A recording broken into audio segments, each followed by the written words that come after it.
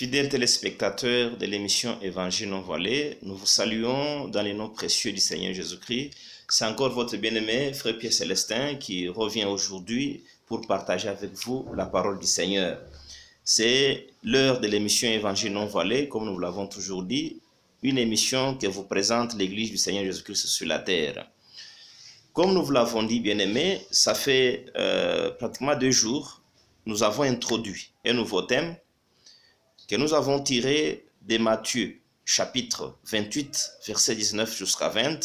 Faites de toutes les nations des disciples.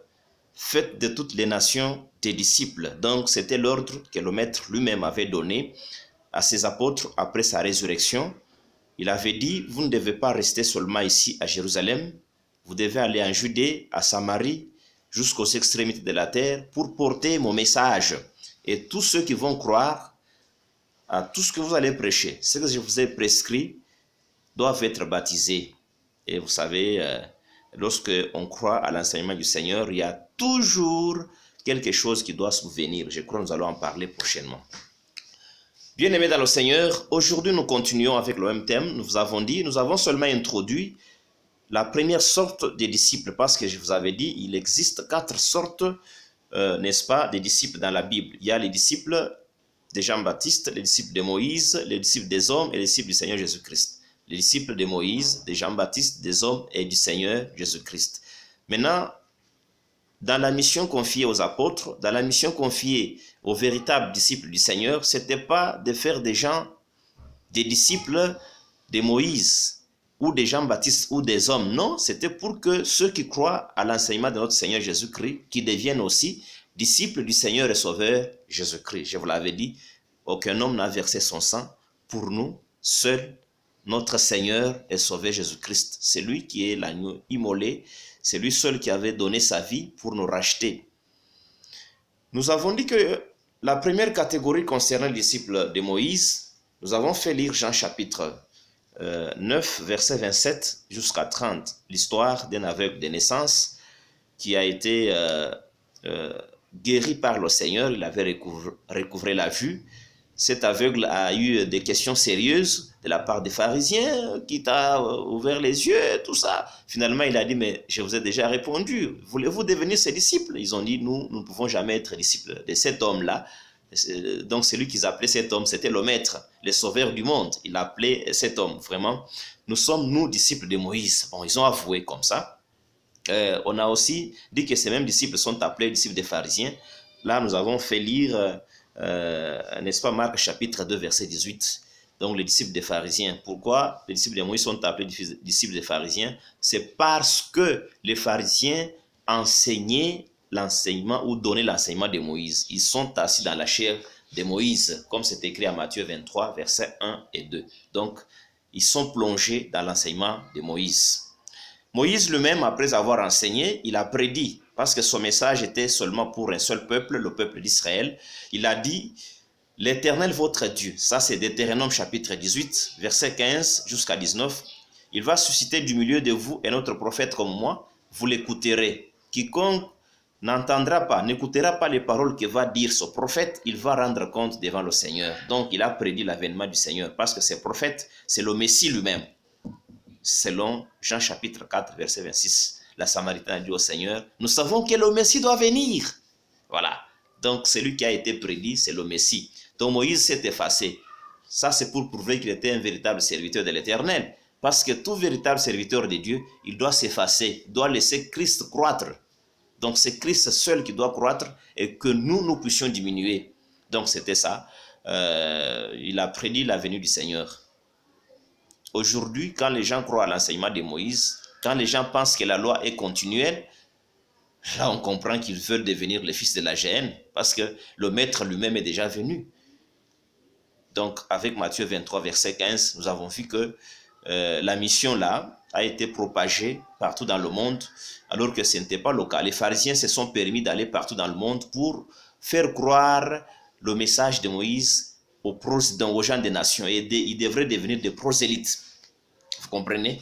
Donc quand ils deviennent les prosélytes, donc les fils de la géhenne, 2 fois plus que les pharisiens. Vous vous rendez compte? Vous êtes assemblés, vous croyez à un enseignement, mais pour devenir un fils de la géhenne. Ça, c'est étonnant, hein, vraiment. Je ne peux pas me permettre de croire à un tel enseignement.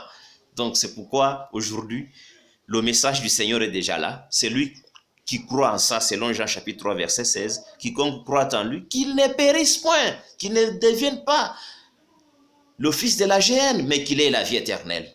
Voilà.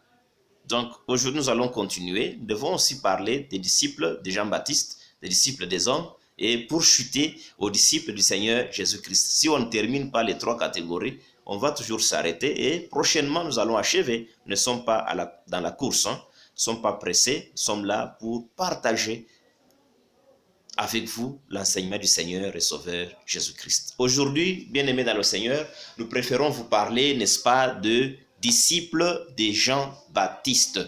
Est-ce que Jean-Baptiste avait des disciples? Absolument. Jean chapitre 3, verset 22 jusqu'à 28. Je préfère qu'on lise parce que c'est la parole du Seigneur. Hein? Jean chapitre 3, verset 22 jusqu'à 28. Après cela, Jésus, accompagné de ses disciples, s'est rendu dans la terre de Judée et là il demeurait avec eux et il baptisait. Ici, il est dit que c'était le Seigneur qui baptisait. Mais quand vous lisez Jean chapitre 4, verset 1er, on vous montre que c'était les disciples du Seigneur qui baptisaient. Donc, c'était sous l'ordre du maître qu'ils baptisaient. Donc, c'était les disciples qui baptisaient sous l'ordre du maître. Quoi ici, il est dit que Jésus-Christ baptisait. Jean aussi baptisait à Hénon, près de Salim, parce qu'il y avait là beaucoup d'eau et on y venait pour être baptisé. Car Jean n'avait pas encore été mis en prison. Or, il s'éleva de la part des disciples de Jean. Ah, voilà. Donc, Jean-Baptiste avait des disciples. Donc, les gens qui croyaient à son enseignement, nous verrons, il prêchait la repentance. Il annonçait, après moi vient quelqu'un qui vous baptisera d'esprit et de feu. Donc, Jean prêchait la repentance. Il annonçait la venue du royaume de Dieu. Il annonçait la venue du Seigneur Jésus-Christ qui devrait baptiser les uns et les autres dans le feu et dans l'esprit. Donc Jean s'effaçait. Or, il s'éleva de la part des disciples de Jean une dispute avec un juif touchant la purification. Ils vinrent trouver Jean et lui dirent, Rabbi, c'est lui qui était avec toi au-delà du Jourdain et à qui tu as rendu témoignage. Voici, il baptise et tous vont à lui. Donc les disciples de Jean-Baptiste se rendaient compte que les gens allaient beaucoup plus nombreux au Seigneur. Ils se faisaient baptiser. Ils croyaient en ce que le Seigneur enseignait et ils se faisaient baptiser. Ils ont dit, mais regarde, Maître Jean-Baptiste, c'est lui que tu as baptisé, c'est lui à qui tu as rendu témoignage qu'il est l'agneau de Dieu, qui ôte les péchés du monde. Celui-là est en train de traîner du monde plus que ce que toi tu as ici. Oh Jean, qu'est-ce que Jean a dit quoi? Est-ce qu'il s'était énervé? Ils vinrent trouver Jean et lui dire, Rabbi, c'est lui qui était avec toi au-delà du Jourdain et à qui tu as rendu témoignage. Voici, il baptise et tous vont à lui. Jean répondit, un homme ne peut recevoir que ce qui lui a été donné du ciel. Vous-même m'êtes témoin que j'ai dit, je ne suis pas le Christ, mais j'ai été envoyé devant lui. Donc Jean ne pouvait pas s'acharner, il ne pouvait pas s'énerver, mais il savait que cet agneau de Dieu, c'est bien lui, Christ. C'est lui qui ôte les péchés du monde. Quand il a commencé à œuvrer, moi je dois diminuer. Voilà, un véritable serviteur de Dieu. Mais aujourd'hui, beaucoup de gens se brandissent. Ils effacent le Seigneur pour prévaloir. Jamais, mais les véritables serviteurs de Dieu doivent laisser Christ croître. Ils ne doivent qu'enseigner Christ, ne doivent qu'annoncer Christ, car c'est lui seul qui donne la vie éternelle. Bien-aimé dans le Seigneur. Jean répondit, un homme ne peut recevoir que ce qui lui a été donné du ciel. Vous-même m'êtes témoin que j'ai dit, je ne suis pas le Christ, mais j'ai été envoyé devant lui. Voilà, si vous descendez, vous comprendrez qu'il va dire, ce qui doit arriver, que je puisse diminuer et que lui croisse. Lui n'a pas reçu l'esprit avec mesure, mais moi, j'ai reçu l'esprit avec mesure. Donc Jean-Baptiste parle de beaucoup de choses. Mais ce que nous voulons ressortir ici, c'était que, n'est-ce pas, Jean-Baptiste avait des disciples. Lorsqu'il prêchait la repentance, il avait traîné aussi du monde derrière lui. est-ce qu'aujourd'hui, on peut encore être disciple de Jean-Baptiste? Parce que lui-même, Jean-Baptiste, était seulement envoyé pour un seul peuple. Que ce soit Moïse, que ce soit Jean-Baptiste, c'était des envoyés pour un seul peuple qui était le peuple d'Israël. Jean-Baptiste ne pouvait pas parcourir toute la terre pour annoncer ce qu'il disait non plus. Il était seulement envoyé pour le peuple d'Israël. Mais c'est lui-là qui est venu pour le monde entier. C'est le Seigneur Jésus-Christ. Car Dieu a tant aimé le monde qu'il a donné son Fils unique, afin que quiconque croit en lui ne périsse point, mais qu'il ait la vie éternelle. Donc le monde a reçu le Seigneur. C'est lui qui a apporté le message qui devrait parcourir dans le monde entier. C'est le Seigneur et Sauveur Jésus-Christ. Donc Jean devrait s'effacer. Quand même, il avait des disciples derrière lui. Lorsque nous lisons encore Jean, Évangile selon Jean, chapitre 1er, verset 34 jusqu'à 40. Jean chapitre 1er, verset 35 jusqu'à 40. Le lendemain, Jean était encore là avec 2 de ses disciples. Vous comprenez qu'il avait des disciples. Ayant regardé Jésus qui passait, il dit, voilà l'agneau de Dieu. Les 2 disciples l'entendirent prononcer ces paroles et ils suivirent Jésus. Jésus se retourna et voyant qu'ils le suivaient, il leur dit, que cherchez-vous? Et ils lui répondirent, Rabbi, ce qui signifie maître, où demeures-tu? Venez, leur dit-il, et voyez. Ils allèrent et ils virent où il demeurait. Et ils restèrent auprès de lui ces jours-là. C'était environ la 10e heure. André, frère de Simon, Simon-Pierre, était l'un des 2 qui avait entendu les paroles des gens et qui avait suivi Jésus. Ici, le Seigneur passait, parce que quand vous lisez Jean chapitre 1er, verset 29, Jean a pointé le Seigneur. Il a dit, voici l'agneau de Dieu qui ôte le péché du monde. Donc, ce que Moïse vous a enseigné là, de donner 2 agneaux par jour, matin et soir, un agneau matin, un agneau le soir, ça ne peut jamais ôter vos péchés. Le véritable agneau de Dieu qui ôte les péchés du monde, le voilà. Et quand les gens regardent, ils ne voient pas un animal, ils voient un homme qui marche. C'est le Seigneur Jésus-Christ. C'est lui l'agneau de Dieu. C'est lui qui ôte le péché du monde. Il a versé son sang une fois pour toutes pour le pardon de nos péchés. Mais André, qui était disciple de Jean-Baptiste, quand il a suivi cela, il a dit, mais finalement, je suis derrière un homme qui ne peut jamais ôter mes péchés. Parce que Jean était franc dans son langage. Il a dit, il voulait dire par là que moi qui suis avec vous, malgré que vous m'appelez Rabbi, vous m'appelez maître, je ne peux pas ôter vos péchés. Voilà celui-là. C'est lui seul l'agneau de Dieu qui peut ôter les péchés du monde. Ah voilà, c'est lui qui était éveillé, a commencé à suivre le Seigneur. C'était 2 disciples ce jour-là. Et André est l'un de ces 2. Vous vous rendez compte? Mais quand les 2 autres avaient suivi, les autres, je crois, ils sont restés toujours avec Jean. Parce qu'à Matthieu chapitre 11, vous verrez, ils sont encore allés là-bas. Quand Jean les a envoyés, est-ce que c'est lui ou bien nous devons en attendre un autre? Ça signifie que ces gens étaient toujours derrière Jean-Baptiste, malgré qu'il était déjà emprisonné. Mais ceux qui étaient attentifs avaient compris que Jean ne pouvait pas leur donner le salut, ils ne pouvaient pas ôter leurs péchés. Ils ont suivi l'agneau de Dieu, c'est lui qui ôte les péchés du monde. Mais quand même, Jean-Baptiste avait ses disciples. En Luc chapitre 3, verset 1 jusqu'à 3, Jean enseignait, il baptisait, il prêchait la repentance. Convertissez-vous, changez vos vies. Vous vous rendez compte? Et quand il a vu les pharisiens venir pour se faire baptiser, il a dit, race de vipères, qui vous a averti à fuir la colère à venir? Contrairement à ce que le maître lui a dit, en 1 Pierre chapitre 2 verset 9, il n'a pas dit, quand les gens viennent à lui, il ne dit pas race des vipères, mais il nous appelle, vous êtes la race élue, la nation sainte. Vous voyez, chez le Seigneur, lorsque vous arrivez chez lui, c'est pour être purifié, pour être sanctifié, pour devenir saint. Ah, c'est merveilleux ça. Les disciples de Jean-Baptiste, ils existaient. Lisons quand même Actes des Apôtres chapitre 19. Acte 19, verset 1 jusqu'à 7. Nous parlons de faire de toutes les nations des disciples. Nous avons fini avec les disciples de Moïse. Nous sommes en train de parler maintenant des disciples de Jean-Baptiste. Donc la mission qui a été donnée aux 12 apôtres, ce n'était pas de faire des nations de la terre des disciples, ni de Moïse, ni de Jean-Baptiste non plus, mais c'était pour faire des nations, des disciples du Seigneur et Sauveur Jésus-Christ. Ok, là c'est très clair à comprendre. Nous sommes en Actes des Apôtres, chapitre 19, verset 1 jusqu'à 7.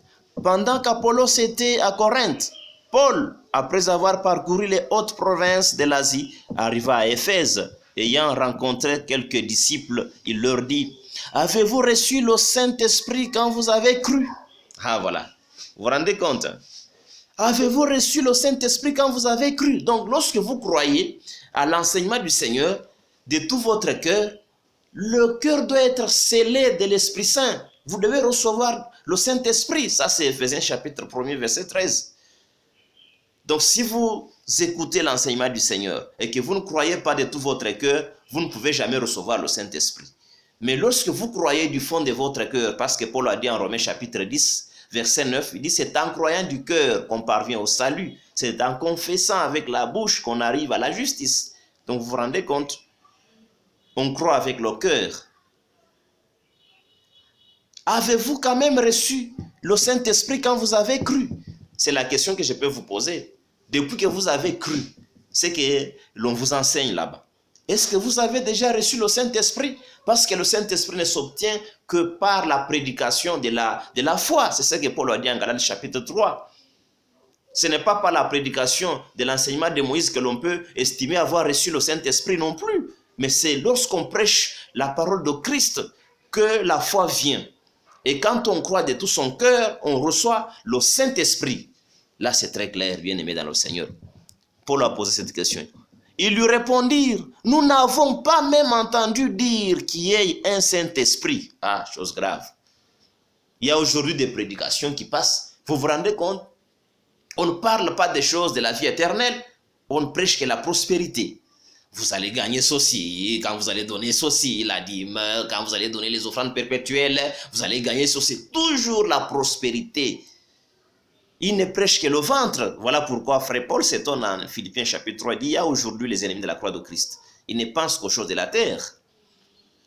Ils ont pour Dieu leur ventre. Donc vous vous rendez compte, au lieu de prêcher la vie éternelle, on ne prêche que la chair, la terre. Là, ce n'est pas l'enseignement du Seigneur, hein? Parce que l'enseignement du Seigneur est tourné vers la vie éternelle. Vous vous rendez compte?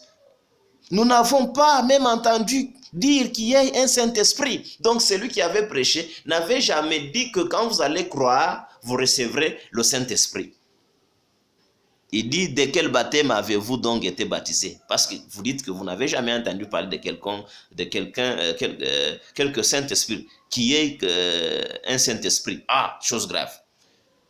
De quel baptême avez-vous donc été baptisé? Et ils répondirent, du baptême des gens. Ah, je vous donne raison. Là, Paul a dit, je vous donne raison. Pour avoir le Saint-Esprit, il faut seulement être baptisé au nom du Seigneur Jésus-Christ. Il faut être plongé dans l'enseignement du Seigneur Jésus-Christ. Parce qu'aujourd'hui, il y a les gens qui mélangent des prédications, ils prennent l'ancienne alliance, ils mélangent à la nouvelle alliance, ils baptisent les gens, quand même ils citent Jésus-Christ. Amen. Il n'y a pas de Saint-Esprit parce que le Seigneur n'est pas dans le mélange. Hein. Si vous êtes conduit par l'Esprit, vous n'êtes point sous la conduite de la loi. Ça, c'est Galates chapitre 5, verset 18. Ah, je vous donne raison parce que vous avez seulement été baptisé du baptême des gens. Donc, vous vous rendez compte pour la repentance. Alors, Paul dit, Jean a baptisé du baptême de repentance. Voilà, nous l'avons déjà dit. Disant au peuple de croire en celui qui venait après lui, c'est-à-dire en Jésus. Donc, Jean-Baptiste, lui, lorsqu'il prêchait la repentance. Il disait au peuple d'Israël, croyez en celui qui vient après moi. C'est-à-dire, croyez en Jésus. Celui-là va vous baptiser du Saint-Esprit. Très clair. Hein? Très clair. Donc, on comprend que ces gens avaient été les disciples de Jean-Baptiste. Parce que tout ce temps, ils n'avaient jamais reçu le Saint-Esprit. Ils ne connaissaient que le baptême des gens. Sur ces paroles, ils furent baptisés au nom du Seigneur Jésus. Donc, Paul a compris qu'il fallait qu'ils soient baptisés au nom du Seigneur Jésus. Lorsque Paul leur eut imposé les mains, le Saint-Esprit vint sur eux et ils parlaient en langue et prophétisaient. Ils étaient en tout environ 12 hommes. Donc, c'était des Juifs. Absolument, ces gens étaient des Juifs qui vivaient déjà à Corinthe. Vous vous rendez compte? Qui vivaient à Éphèse, bien entendu. Ils vivaient déjà à Éphèse, ces gens. Mais ils étaient des Israélites. Ils ne connaissaient que le baptême de Jean-Baptiste. Alors qu'il fallait croire en Jésus-Christ de tout son cœur, être baptisé au nom du Seigneur Jésus-Christ. Là, on pouvait avoir la garantie qui est le Saint-Esprit qui avait été promis. Donc, bien aimé dans le Seigneur, vous comprenez que si aujourd'hui les gens prêchent seulement la repentance à la manière de Jean-Baptiste, et faites ceci, et faites ceci. Vous n'entrez pas en détail de l'enseignement du Seigneur parce que Christ est venu changer quand même le culte. Il est venu révolutionner, réformer les alliances. Il est venu changer beaucoup de choses. Les offrandes, il a enseigné les offrandes soient agréables à Dieu. Aujourd'hui, là, c'est toujours croyez en Dieu, vous serez sauvés, vous et votre famille. Croire en quoi? Vous n'avez pas un enseignement précis. C'est ça le problème. Donc, vous risquez de perdre tout votre temps et les gens sont derrière vous pour qu'ils ne puissent pas avoir du Saint-Esprit. Ils seront semblables aux disciples de Jean-Baptiste. Jean lui-même, vous voyez, il était très souple. Lorsqu'il a vu déjà l'agneau, il a dit, regardez cet homme, c'est lui l'agneau de Dieu qui ôte le péché du monde. C'était pour dire indirectement à ses disciples, suivez-le. Moi, j'ai fini mon travail. Je devrais annoncer sa venue, il est déjà venu. Pourquoi vous devez rester collé à moi? Suivez-le. Mais les gens ne comprennent pas. Le Seigneur est déjà venu.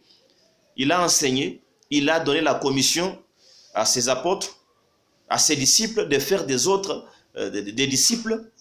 Mais les gens sont collés à l'enseignement de Moïse, à l'enseignement de Jean-Baptiste. Une sainteté superficielle qui n'est pas réelle parce que la parole de Dieu, la véritable parole de Dieu sanctifie la personne. Jean 17, 17. Sanctifie-les par ta parole, par la vérité. Ta parole est la vérité. Donc c'est l'enseignement du Seigneur qui donne la sanctification. Si vous y êtes plongé, vous êtes un véritable saint, un véritable enfant de Dieu. Vous n'êtes pas un hypocrite parce que la sanctification de la loi, c'était l'hypocrisie. Hein? L'hypocrisie, s'il n'y a pas de témoin, si vous avez péché, vous êtes toujours saint selon la loi de Moïse. Mais selon le Seigneur, cela n'est pas le cas. C'est la sanctification du cœur qui doit être reflétée par l'extérieur. Ça, c'est le Seigneur. Hein? Donc, vous comprenez que ces gens ont été baptisés, n'est-ce pas? Ils ont reçu, n'est-ce pas, le Saint-Esprit. Ils ont même prophétisé, ils ont parlé en langue. Ils étaient environ 12 hommes. Donc, vous vous rendez compte? C'était ça les disciples de Jean-Baptiste. Donc, ça, c'était la deuxième catégorie. Les gens qui étaient derrière Jean. Mais Jean avait pour enseignement la repentance. Il prêchait le bien-être, la morale. Hein, voilà. Si vous avez deux, donnez un. Si vous avez ceci, faites, il prêchait la morale. Vous vous rendez compte? Mais qui n'a pas de conséquences l'obtention du Saint-Esprit. Vous pouvez être là, vous ne fumez pas, vous ne buvez pas, vous ne me conduisez pas, mais du fait que vous n'adhérez pas à l'enseignement du Seigneur, vous ne devenez pas disciple du Seigneur, vous ne pouvez pas avoir la vie éternelle, vous ne pouvez pas être rempli du Saint-Esprit. Vous connaissez seulement la morale, qui peut être enseignée même dans les écoles. Vous vous rendez compte? C'était ça. Jean-Baptiste a prêché la repentance, il a annoncé la venue du Seigneur, il a dit à ses disciples, il y a quelqu'un qui vient après moi, croyez en lui, c'est lui qui doit vous baptiser dans le Saint-Esprit et dans le feu. Donc ça, c'était la deuxième catégorie. La troisième catégorie, c'est la catégorie des disciples des hommes. Donc il y avait des disciples des hommes dans la Bible. Il y a maintenant aussi des gens qui sont toujours disciples des hommes. Aujourd'hui là, il y en a même qui se proclament ouvertement, nous sommes disciples de tels, citent les noms des gens. Est-ce que cet homme peut-il vous sauver? Est-ce que cet homme a-t-il versé son sang pour vous? Est-ce que cet homme est le détenteur du salut? Voilà le problème. Actes des Apôtres, chapitre 5. Faites de toutes les nations des disciples, c'est ça le thème. Nous sommes en train de développer les différentes catégories des disciples. Actes chapitre 5, verset 33 jusqu'à 39. Nous lisons. Acte 5, verset 33 jusqu'à 39. Furieux de ces paroles, il voulait les faire mourir. Mais un pharisien nommé Gamaliel, docteur de la loi, estimé de tout le peuple, s'éleva dans les Sanhédrins et ordonna de faire sortir un instant les apôtres. Puis il leur dit, hommes israélites, prenez garde à ce que vous allez faire à l'égard de ces gens. Car il n'y a pas longtemps que parut Teudas, qui s'est donné pour quelque chose et auquel se rallièrent environ 400 hommes. Il fut tué et tous ceux qui l'avaient suivi furent mis en déroute et réduits à rien. Voilà les disciples des hommes. Teudas apparut en Israël. Il s'est passé pour quelqu'un. Ça signifie qu'il n'annonçait pas le Seigneur. Et il y a eu du monde derrière lui. Ici, on dit bien environ 400 hommes étaient derrière Teudas. Mais quand on a tué Teudas, l'affaire a pris fin. Tout a disparu. Vous vous rendez compte de ses conséquences, hein? Donc, ce sont des choses destinées à la perdition. Mais le Seigneur, tout celui qui croit en lui, ne périra jamais, mais il aura la vie éternelle. Après lui parut Judas, le Galiléen, à l'époque du recensement. Et il attira du monde à son parti. Ah, c'était un parti, comme parti politique. Hein. Il périt aussi, et tous ceux qui l'avaient suivi furent dispersés. Et maintenant, je vous le dis, ne vous occupez plus de ces hommes et laissez-les aller. Si cette entreprise ou cette œuvre vient des hommes, elle se détruira. Mais si elle vient de Dieu, vous ne pourrez la détruire. Ne courez pas le risque d'avoir combattu contre Dieu. Bien-aimés dans le Seigneur. Ça, c'est l'affaire que vous connaissez tous. On avait arrêté tous les apôtres du Seigneur. Ils ont dit, nous allons voir. Ils doivent être cachotés afin que les noms de cet homme ne puissent pas remplir toute Jérusalem. Vous comprenez? Ils croyaient que c'était facile de le faire. Ils ont mis en prison tous les apôtres. Mais le Seigneur a envoyé son ange qui les a sortis tous de la prison et leur a dit, allez dans le temple annoncer les paroles de cette vie. Ils sont allés dans le temple pour enseigner. Lorsqu'ils sont rentrés en prison, ils ont trouvé que c'était vide. Les portes étaient fermées, comme d'habitude, cadenassées. Mais les prisonniers, qui étaient les disciples du Seigneur, n'étaient plus là. Une sortie miraculeuse. Hein? Vous vous rendez compte comment le Seigneur délivre ses enfants? Des gueules des lions. Cachotés. Et il voulait leur faire du mal. Gamaliel, c'est lui qui avait enseigné à Paul. Paul a dit qu'il a étudié au pied de Gamaliel. C'était un pharisien renommé qui enseignait la loi de Moïse. Il leur a dit, attention, vous risquez de faire ce qu'il ne faut pas faire. Rappelez-vous qu'il y a eu Judas, qu'il y a eu Teudas. Ces gens avaient traîné du monde derrière eux. Mais quand ils ont été exterminés, l'affaire a pris fin. Ne courez pas le risque d'avoir combattu contre Dieu.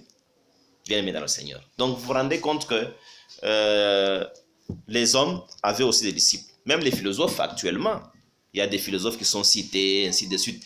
Tous ceux qui étaient derrière eux, disciples, tout ça, même aujourd'hui. Il y a aussi des prédicateurs qui font des adeptes de leurs disciples. Ils sont toujours derrière eux, ils les clochardisent, ils les exploitent.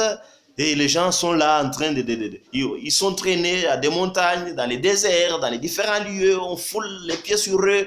Ils acceptent tout sans discernement. Donc ce sont les disciples des hommes. Ah, vous vous rendez compte. Cela a eu lieu. Lorsque vous lisez Actes des Apôtres chapitre 8, verset 9 jusqu'à 13, on nous relate l'histoire d'un Simon le magicien à Samarie. Lorsqu'il y a eu persécution à Jérusalem, et que les disciples étaient dispersés, seuls les apôtres étaient restés à Jérusalem, après la mort d'Étienne Stéphane. Vous vous rendez compte? Philippe est allé du côté de Samarie. Mais avant son arrivée, il y avait déjà un monsieur qui s'est passé pour un personnage très important. J'ai dit Actes des Apôtres, chapitre 8, verset 9 jusqu'à 13, Simon le magicien. Cet homme épatait les Samaritains avec sa magie, à tel point que les Samaritains s'étaient permis de d'appeler ce qu'il faisait, ça c'est la force la grande. Ah bon? La force la grande. Il a épaté du monde. Les gens étaient derrière lui. C'était donc ses disciples. Il rançonnait les gens avec ses actes de magie. Mais quand Philippe, le diacre, l'évangéliste, est arrivé en Samarie, il avait la grande puissance. Là, c'est Romains chapitre 1, verset 16. Je n'ai point honte de l'évangile, car l'évangile, c'est la puissance de Dieu pour le salut de quiconque croit. Vous vous rendez compte, qu'il soit juif ou grec. L'évangile, c'est la grande puissance. Aujourd'hui, il y a des gens qui font taper les autres par terre et ils veulent montrer que ce sera la puissance de Dieu. Ils peuvent faire des gestes comme ça et les gens tombent. Ils peuvent souffler sur vous et les gens tombent et ils appellent ça la puissance de Dieu. Non! Romains chapitre 1, verset 16. La puissance de Dieu, c'est l'évangile. Je sais que les miracles accompagnent ceux qui auront cru, mais d'abord, c'est l'évangile. Ce n'est pas les démonstrations magiques. Vous vous rendez compte, hein? Simon a épaté avec ses démonstrations, mais quand Philippe est venu, avec l'évangile, la grande puissance, il a renversé. Tous les gens qui étaient derrière Simon le magicien, ils ont quitté Simon, à tel point que Simon lui-même est devenu disciple. Il est allé derrière Philippe. Ah, vous vous rendez compte, c'est lui qui vous prêchez là. Il croit maintenant. Qu'allez-vous faire? Vous devez aussi vous rallier. C'est ainsi que Simon a fait semblant d'être baptisé, mais il n'avait pas rejeté sa magie. Il y a des gens comme ça. Il a la Bible, mais il a des fétiches. Il a sa magie. Il épate les gens. Il se passe pour pasteur, pour prédicateur, alors qu'il n'est pas né de nouveau. Ce sont des gens qui font beaucoup de démonstrations inutiles. Donc Simon le magicien avait aussi des disciples, il avait aussi des gens. Mais quand la puissance de Dieu est arrivée à Samarie, il a été renversé. Donc les groupes des gens, les groupes des disciples des gens, ce sont les groupes de perdition. Tandis que ceux qui sont derrière le Seigneur, c'est pour la vie éternelle. Ceux-là sont l'église du Seigneur et ils demeurent, car le Seigneur va les ressusciter même s'ils vont mourir. Bien-aimés dans le Seigneur. Donc vous vous rendez compte qu'il y a toujours des gens comme ça. Ça n'a pas seulement existé du temps de Simon et les autres. Là, même aujourd'hui, il y a des gens qui ont rendu les autres leurs disciples. Ils les exploitent, ils les rançonnent avec des offrandes qui ne sont pas encore d'actualité. Donnez la dîme, donnez ceci, les offrandes de la parole, autant d'histoires. Beaucoup de charges imposées sur les dos des gens. Donc, ils sont les disciples de ces hommes-là. Vous vous rendez compte? Bien-aimés, vous qui nous suivez, êtes-vous disciples de qui? Du Seigneur ou des hommes ou de Moïse? Mais quand nous vous annonçons cette parole, c'est avec un objectif. C'est lui de faire de vous un disciple ou des disciples du Seigneur et Sauveur Jésus-Christ. Voilà l'objectif que nous poursuivons. Nous ne voulons pas que vous puissiez être derrière nous, mais nous voulons que vous soyez derrière celui qui a donné sa vie pour nous. Celui qui a versé son sang pour nous donner la vie éternelle. Voilà l'objectif majeur que nous avons en vous apportant cette parole. Bien-aimés, chers téléspectateurs, vous vous rendez compte? Mais lorsque vous lisons ça, bien-aimés, il y a un passage qui m'intéresse. Un passage vraiment qui est vraiment très précieux. 1 Corinthiens chapitre 7, verset 23. 1 Corinthiens chapitre 7, verset 23. Qu'est-ce que Paul dit? Vous avez été rachetés à un grand prix. Ne devenez pas esclaves des hommes. Ah voilà. Donc, les gens qui ont été rachetés par le sang précieux du Seigneur ne peuvent pas être esclaves des hommes. Quand nous annonçons comme ça, c'est pour que vous sortiez de l'esclavage des hommes, que vous deveniez esclaves du Seigneur Jésus-Christ pour avoir la vie éternelle. Le sang du Seigneur qui a coulé n'a pas coulé en vain, c'était pour apporter le salut au monde. Lorsque vous lisez 2 Pierre chapitre 2 verset 1 jusqu'à 3, il y a des faux docteurs, des faux enseignants aujourd'hui. Ah, lisons ces passages aussi. 2 Pierre chapitre 2 verset 1 jusqu'à 3. Il y a eu parmi le peuple d'Israël bien entendu, des faux prophètes. Et il y aura de même parmi vous des faux docteurs, des faux enseignants, qui introduiront des sectes pernicieuses. Voilà les disciples des hommes. Les hommes vont introduire des sectes, des petits groupes destinés à la perdition. Ah, imaginez-vous le monde entier, il y a toujours des groupes, c'est quoi? Ils ont la Bible, les autres disent ils n'ont même pas de Bible, les autres... Donc autant de disciples des hommes. Vous vous rendez compte? Mais ce sont des groupes destinés à la perdition. Et qui, reniant le maître qui les a rachetés, attireront sur eux une ruine soudaine. Donc quand les gens renient le Seigneur qui nous a rachetés, ils attirent sur eux la ruine. Plusieurs les suivront. Ah, voilà le problème. Plusieurs. Donc ne vous étonnez pas quand vous voyez déjà plein. Beaucoup de gens là-bas. Est-ce que c'est qu'ils suivent, c'est l'enseignement du Seigneur? Plusieurs vont suivre des faux enseignants aujourd'hui.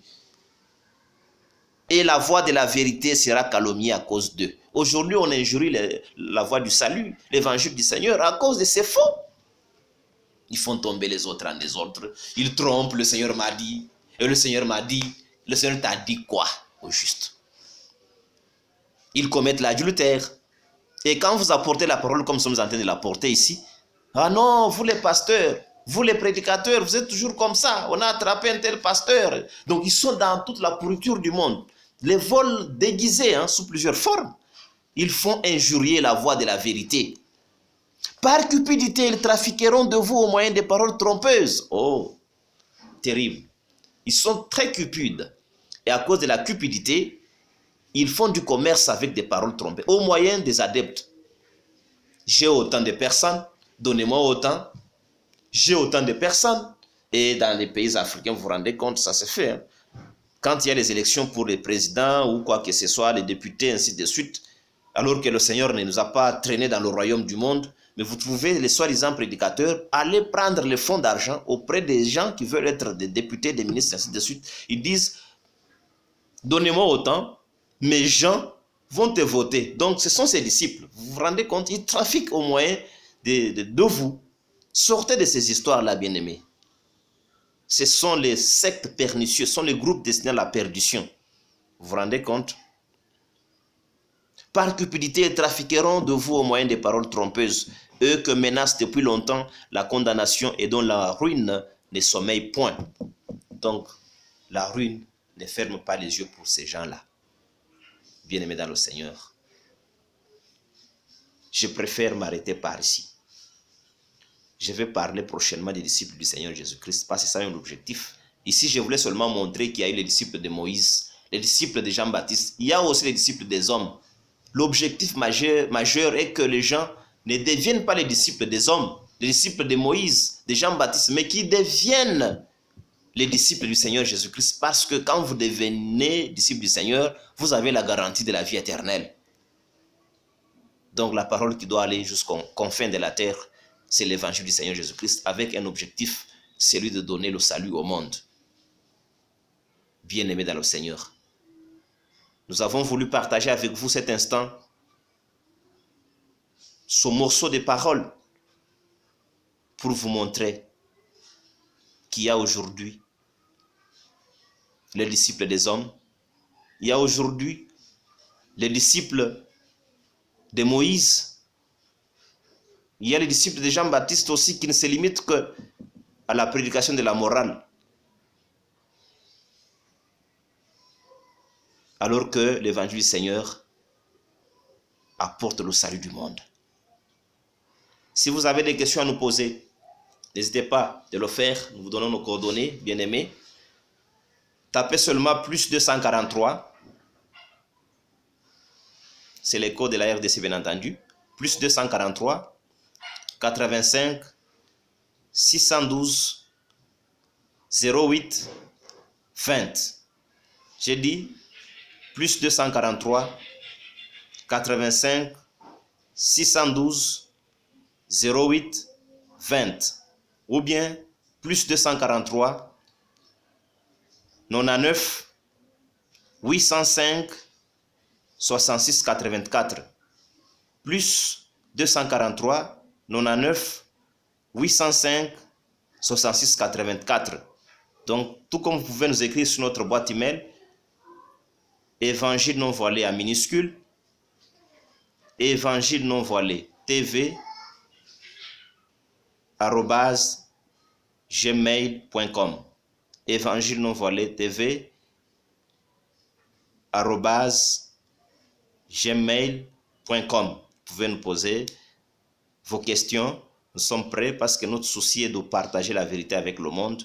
Parce que le Maître a dit, vous avez reçu gratuitement, donnez aussi gratuitement. Donc on n'est pas là pour que vous puissiez devenir nos disciples, mais nous voulons que vous deveniez les véritables disciples du Seigneur et Sauveur Jésus-Christ. Nous pouvons nous arrêter par là. Que la grâce et la paix du Seigneur Jésus-Christ soient avec vous. Shalom.